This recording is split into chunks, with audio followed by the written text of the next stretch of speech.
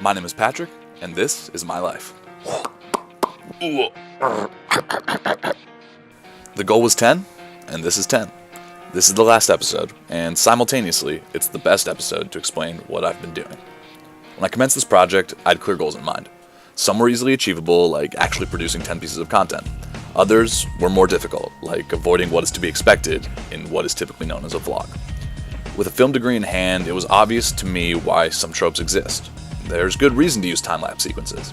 They eat up time as well as establish a video's location. That being said, I wanted to avoid stereotypical traits so that I had to figure it out on my own. I wanted this project to be mine, and in that sense, it is. I wanted this to be mine because it's about me.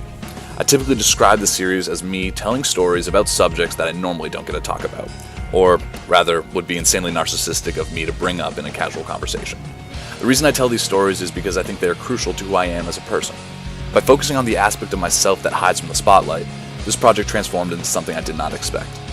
If we've met in person, or you are here because you've seen other videos I've been a part of, this series I imagine is probably different than how I normally behave. In short, I'm usually a lot funnier. That's what people know me for. I think that is why the most often commented about aspect of this series is the introductory graphic that plays at the head of each episode. Whoosh, pop, pop, pop, vomit, growl, munch, munch, munch, munch, munch, munch, munch.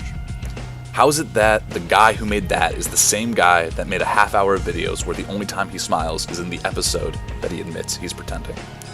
I like to perform, whether there's an audience of 1 or 1,000, but realistically, I spend most of my time backstage, waiting to go on.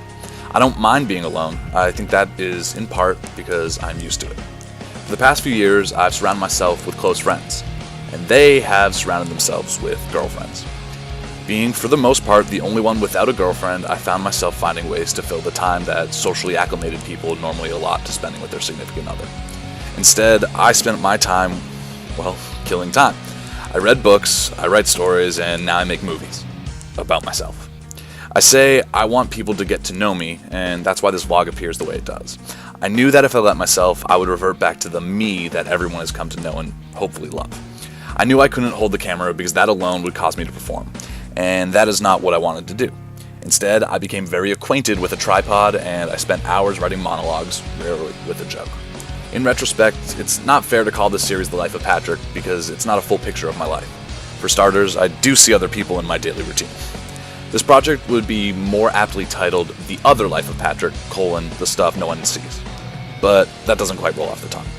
With that being said, it's been a great adventure taking on this challenge. I've taken a break from performing. I've learned a lot, and I hope that you have too. Now it is time for me to walk out on stage and return to my other life. Thank you for getting to know me.